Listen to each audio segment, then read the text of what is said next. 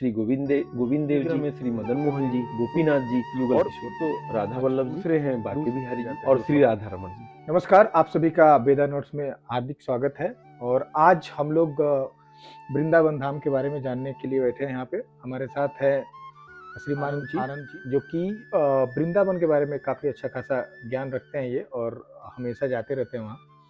तो सात ठाकुरों का क्या क्या वर्णन है, उनके नाम और उनका महत्व, तो क्या वो सातों ठाकुर अभी भी वृंदावन में ही है, इस पे कुछ जानकारी। जी जी बिल्कुल। तो सबसे पहले तो मैं बताऊं कि मैं भी वृंदावन के नियर, हम लोग नोएडा और दिल्ली क्षेत्र में ही रहते थे, लेकिन हम लोग को भी बड़ा पहले कम जानकारी थी। हम सिर्फ बिहारी जी के नाम से ही वृंदावन को जानते थे, लेकिन आचार्य गणों से आजकल प्रेमानंद महाराज, इंद्रेश जी, इन लोगों के द्वारा बार बार बताए जाने पे अब ये समझ में आया कि सिर्फ अकेले बिहारी जी नहीं, प्राचीन 7 विग्रह हैं भगवान के वहां पे, और 3 तो स्वयंभू हैं, स्वयं प्रकट हुए हैं। और वैसे तो देखा जाए हम लोगों के लिए वो सारे स्वयंभू हैं, किसी ने बनाया नहीं है, लेकिन फिर भी जो 4 ठाकुर जी हैं उनकी हिस्ट्री ऐसी है कि जैसे कृष्ण भगवान जब अपनी लीला संवरण करके चले गए यहाँ से, तो उनके परपौत्र वज्रनाभ जी, अच्छा, उनके परपौत्र थे वज्रनाभ जी। परपौत्र वज्रनाभ जी जब भी अपने महल में आते थे तो जो पटरानियां थी विलाप करती, हमेशा विलाप करती रहती थी कृष्ण भगवान के चले जाने के बाद। अरे आज के डेट में किसी भक्त को नाखून का दर्शन हो जाता है, किसी भक्त को भगवान के चरण का दर्शन हो जाता है तो बावला बन के घूमता रहता है, बावला हो जाता है। और वो तो छवि जो एक बार देख लेता है वो फिर किसी काम करने लायक नहीं बचता है। तो जिन्होंने भगवान के साथ इतने दिन देखा हो और एकाएक भगवान अपना लीला संवरण करके चले जाए तो उनकी क्या स्थिति होगी। तो किसी ने, संत विप्र ने वज्रनाभ जी को सुझाया, उनकी भी हालत खराब थी, तो कुछ पटरानियां तो भगवान अपने साथ ही लेके गोलोक धाम चले गए, लेकिन 1000 पटरानी रह गई थी, तो उनको लेके वज्रनाभ जी वहां से द्वारका से वृंदावन आए। अच्छा। और वृंदावन आके जिस वेदी पे, जिस पत्थर पे, कारागार में भगवान का जन्म हुआ था, पहली बार भगवान लेटे थे, उन पत्थरों से 4 विग्रह का निर्माण कराया। कैसे निर्माण कराया? हर पटरानी से पूछते थे भगवान का ओठ कैसा है, भगवान की नासिका कैसी है, भगवान के आंख कैसे थे, भगवान का वक्षस्थल कैसा था। ये सब पूछ के उन्होंने 4 मूर्तियां, 4 विग्रह बनवाए। अच्छा। उन विग्रह में श्री गोविंद देव जी, उन विग्रह में श्री मदन मोहन जी, उन विग्रह में गोपीनाथ जी, और उसी विग्रह में युगल किशोर जी थे। अच्छा। और कहने को तो लोग यहाँ तक कहते हैं कि जब गोविंद देव जी का पट खुला तो जो 1000 पटरानियां थी उन सब ने घूंघट कर लिया। आज भी जयपुर में विराजमान है। मैं अभी बताऊंगा सिलसिलेवार में कि जब गोविंद देव जी का पट खुला ना, तो 1000 पटरानियों ने घूंघट कर लिया, अरे श्याम सुंदर आ गए, ऐसी बात। तो इस तरह की भावना ही नहीं, इतने सुंदर हैं गोविंद देव जी, वैसे भगवान की तरह मूर्तिकारों ने बनाए।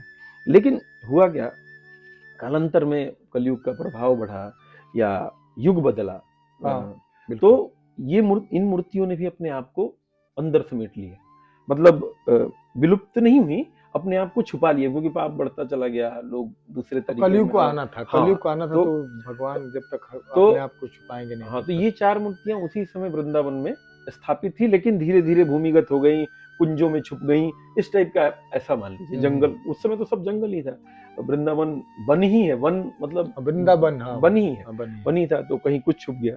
तो ये 4 मूर्तियां उस समय की हैं, जिन 4 का मैंने नाम लिया। और 3 और ठाकुर जी हैं, एक तो राधा वल्लभ जी, दूसरे हैं बाके बिहारी जी, जो सब लोग जानते हैं, बाके बिहारी दर्शन करने सब लोग जाते हैं, और श्री राधा रमन जी।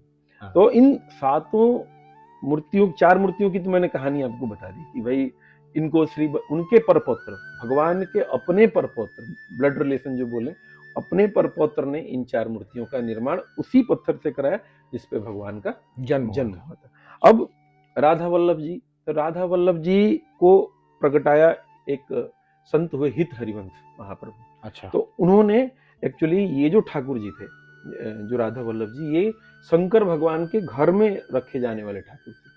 अच्छा। जैसे हम अपने घर भगवान पूजा करते थे। हाँ, शंकर भगवान पूजा करते थे। जैसे हम अपने घर में लड्डू गोपाल रखते हैं, कृष्ण जी का विग्रह रखते हैं, सुबह शाम भोग लगाते, पूजा करते हैं, तो जो राधा वल्लभ जी जिस संप्रदाय के हमारे प्रेमानंद जी महाराज जिसको फॉलो करते। अच्छा, वो राधा प्रेमानंद जी वहीं से हैं, हाँ, राधा वल्लभी संप्रदाय से। तो और उन्हीं के द्वारा हम लोगों को इतना जानकारी हुई। तो कहने का मतलब ये है कि ये जो ठाकुर जी हैं, शंकर भगवान अपने घर में नित्य रख के उनको सुबह भोग लगाना, दोपहर शाम पंखा झलना, जो भी व्यवस्था सेवा का होता है करते थे। तो एक हो सकता है कि थोड़ा वीडियो लंबा चल जाए, लेकिन थोड़ा मैं इसलिए बताना चाहूंगा कि एक ब्राह्मण ने बहुत तप किया, आत्मदेव ब्राह्मण का नाम था, उसने बहुत तप किया, और जब शंकर भगवान प्रकट हुए तो उसने ये कह के मांगा कि आपके पास जो सबसे अमूल्य रत्न है वो मुझे दे दीजिए। अच्छा, तो शंकर भगवान बोले कि भाई ये छोड़ के तुम और कुछ मांग लो, मैं तुमको 1 लोक 2 लोक 3 लोक दे देता हूँ, जो मांगो वो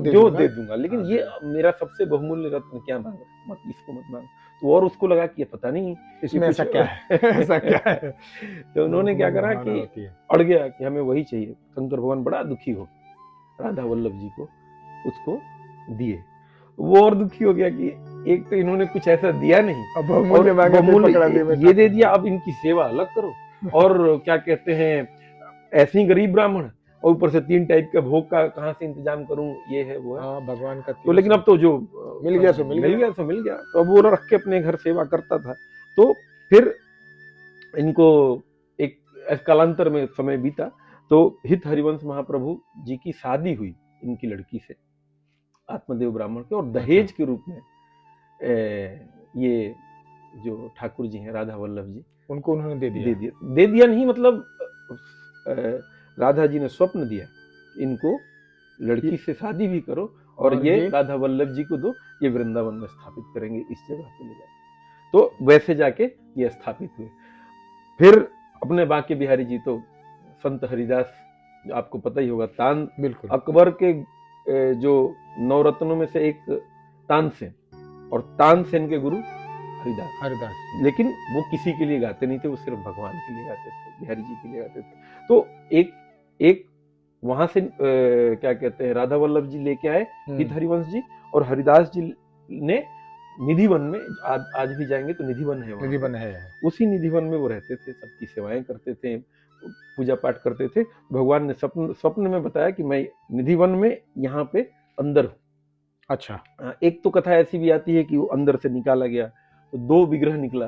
अच्छा। एक राधा जी का, एक बिहारी जी का। लेकिन चूंकि ये पुरुष थे तो माता जी की सेवा कैसे करते, कैसे उनको वस्त्र पहनाते, कपड़े पहनाते, ये सारी चीज संभव नहीं थी। तो उन्होंने प्रार्थना की, तो जैसे ही प्रार्थना की तो दोनों मूर्ति फ्यूजन होके एक हो गए, आपस में एक हो गए। आज भी आप जाएं बिहारी जी के तो लेफ्ट हैंड साइड में आप देखेंगे जो वाम अंग है वो राधा जी का है, और राइट साइड कृष्ण भगवान का है, दाहिने साइड हाँ, आप इस साइड एक चोटी का भी रूप देखेंगे। कई बार श्रृंगार ऐसा होता है कि आपको क्लियर कट दिखेगा कि ये पता चलता है, हाँ, बाएं साइड राधा जी हैं और दाहिने साइड क्या कहते हैं कृष्ण भगवान बिहारी जी हैं। तो यहाँ से वो प्रकट हुए। फिर आखिरी जो राधा रमण जी हैं, जो सबसे लाडले ठाकुर कहे जाते हैं वृंदावन के। अच्छा, सबसे प्यारे ठाकुर, छोटे से हैं और बड़ी सुंदर प्रतिमा है, कभी मौका मिले तो दर्शन जरूर करिएगा।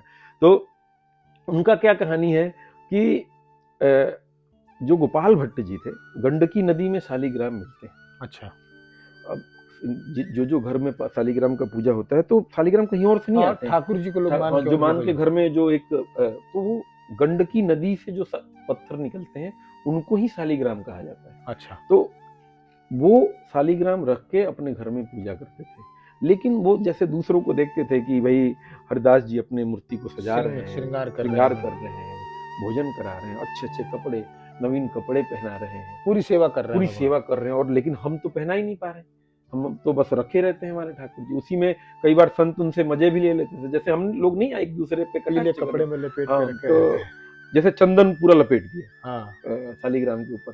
तो और तो कई संत ने कटाक्ष कर दिया कि आपके ठाकुर जी तो इतने सुंदर लग रहे हैं जैसे कि कढ़ी के बीच में बैंगन रखा हो।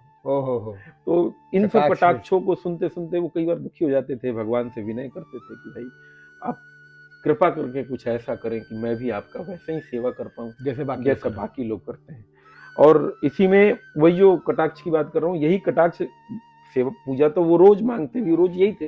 किसी संत ने यही कटाक्ष जिस दिन किया उस दिन बड़ा रोए, बड़ा विरह में रोए वो कि दुख भगवान, में। हाँ, कि भगवान कुछ ऐसा, कितने दिन से तो सब सेवाएं कर रहा हूँ, आप ऐसा क्यों नहीं कर दे रहे हो कि मैं भी। मतलब कौन सी ऐसी गलती हाँ, मुझसे हुई है कि हाँ, मुझे इस तरह का रोते सौभाग्य रोते वो प्राप्त रात को सोए और वहां एक 108 शालिग्राम रखा हुआ था। अगले अच्छा। दिन 107 शालिग्राम चारों तरफ और बीच में एक मूर्ति छोटे से 1 शालिग्राम से राधा रमण जी का प्रागट्य हुआ। तो कहने का मतलब ये है कि आपकी भावना से ही, अगर साइंटिफिक दृष्टि से देखें तो नहीं, कि आप एक ही चीज को बार बार अगर आप रिपीट करें, बार बार सोचते हैं किसी चीज सोचते के हैं, बारे में तो हो तो जाते हैं। वही हो जाता है। तो यहाँ भी वही कंसेप्ट, अगर मैं, वैसे तो ये बहुत अलग ऊंची चीज है अध्यात्म, हमारे हाँ, साइंस, उसकी तो हमारे थॉट, हम जो लॉजिकल चीज बातें करना चाहते हैं, इससे बहुत ऊंची चीज है हम।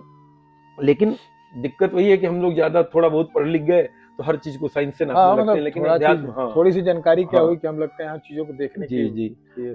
तो ये सातों ठाकुर अपने वृंदावन में व्यवस्थित थे।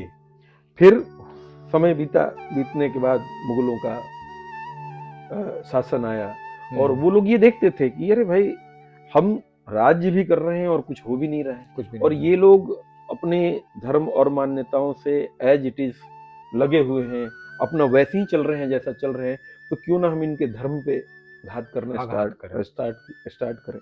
तो उन्होंने उसी क्रम में स्टार्ट करना शुरू किया। तो श्री गोविंद देव जी, मदन मोहन जी, गोपीनाथ जी और युगल कुशोर जी, ये, जैसे वृंदावन तो एक धाम था जहाँ राजा महाराजा सब उस लोग समय थे। भी ट्रेवल करते थे, हाँ, जाते थे, जाने के बाद दर्शन करते थे। तो जोन जिन राजाओं का राज्य अभी सुरक्षित था और वृंदावन पे आक्रमण धीरे धीरे शुरू शुरू होने हो लगा, चुका था। हाँ, तो मुगलों का टाइम। 3 विग्रह जयपुर के राजा लेके गए, अपने यहाँ संदूक में रख के छुपा के ले गए, ताकि मैं चलूं अपने निजी महल में इनको व्यवस्थित करूं। तो जहाँ पे खतरा कम था। तो श्री गोविंद देव जी, मदन मोहन जी और गोपीनाथ जी जयपुर चले गए। तो 3 अच्छा। वहां सुरक्षित रहे। बाद में एक और कथा है कि मदन मोहन जी करौली शिफ्ट हो गए। करौली शिफ्ट हुए जब तीनों ठाकुर की सेवा उनके घर में होती थी। जब उनकी लड़की की शादी हुई, इसमें भी एक बड़ी अच्छी मनोहर कथा है, वो कभी आराम से बताएंगे कि तब भी राजा नहीं दे रहे थे लड़की को। लड़की बोले कि आपके पास 3 ठाकुर हैं, एक हमें दे दीजिए। तो बोले कि क्या कहते हैं, नहीं हम एक भी नहीं दे पाएंगे। तो बोले नहीं, हमें एक तो चाहिए। तो उसमें बोले कि चलो हम तुम्हारी परीक्षा लेंगे, 7 ठाकुर एक जैसे बनवा दिए। लेकिन वो लड़की का भाव इतना अच्छा था कि भगवान ने खुद बोला कि आंख मूंद के जब सब मूर्तियों का टेस्ट तुमसे 7 की कराई जाएगी, तो जिसमें कानी उंगली मैं हिला दूं, समझने वही मैं असली हूँ। तो मतलब प्रेम था भगवान, से। हाँ, तो भगवान भी जाना चाहते हाँ, थे। तो भगवान ने कानी उंगली हिलाया जब उसके आंख में बंद करके टेस्ट कराया जा रहा था। तो बोली पिताजी यही असली मूर्ति है। हाँ, तो पिताजी कान में आके बोले कि कानी उंगली मैंने भी देख लिया था, पर मैं राजी इस बात से हूँ कि भगवान ने तुमको चुना है, इसलिए तुम इस विग्रह को अपने ससुराल लेके जाओ। अच्छा, तो पहले देखिए, पहले उपहार स्वरूप लोग मांगते हुए भगवान को थे और लोग देते हुए भगवान को।